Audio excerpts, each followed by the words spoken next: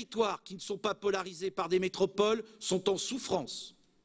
J'étais hier soir à Moulins, je serai dans quelques jours à Montluçon. Je constate bien que plus nous sommes éloignés de la puissance métropolitaine clermontoise, plus les territoires souffrent. Et aujourd'hui, ce dont les gens se plaignent dans les autres territoires, ce n'est pas du trop de métropole, c'est d'absence de métropole. La chute du rural, les maux du périurbain n'ont pas été générés par la construction intercommunale depuis des années. Au contraire, cette construction intercommunale est venue pour les renforcer, pour les cicatriser. Et la réalité, mes chers amis, c'est que le rural, s'il souffre aujourd'hui, et il faut que par-delà cette enceinte, les élus ruraux m'entendent.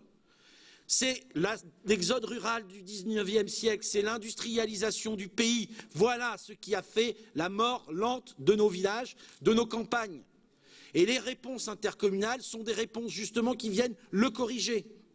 Et partout où il y a des métropoles dynamiques, elles redonnent des richesses en dehors de leur territoire. Et le nôtre, qui est particulièrement touché par une culture particulière, qui est celle des paysans ouvriers, qui sont venus construire cette métropole.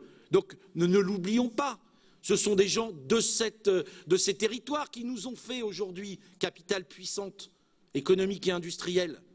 Donc nous avons vis-à-vis d'eux un devoir de reconnaissance. Et nous redonnons de l'argent, d'abord parce que ceux qui travaillent ici sont en transhumance tous les week-ends pour retourner dans leur village des Combrailles, pour retourner dans leur village de la Limagne. Et vous le savez tous, mais je suis désolé, c'est une réalité.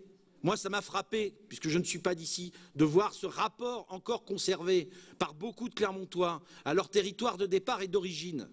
Et sans eux, les week-ends, les supérettes, les services publics ne fonctionneraient pas de la même façon dans ces territoires. Enfin, comme l'a rappelé Dominique Adnot, c'est une métropole en archipel. Il y a d'autres pôles d'organisation, mais n'empêche que ces pôles sont tous liés. Nos habitants, d'ailleurs, se moquent de ces questions-là. Leur problème à eux, ce sont les flux, ce sont les déplacements, ce sont les mobilités, ce sont les questions économiques et d'emploi. Ils se moquent de savoir qui dirige quoi. Ce qu'ils veulent, c'est que ceux qui dirigent le fassent dans l'intérêt général pour développer le territoire et résoudre leurs problèmes du quotidien. Voilà l'enjeu de la métropole.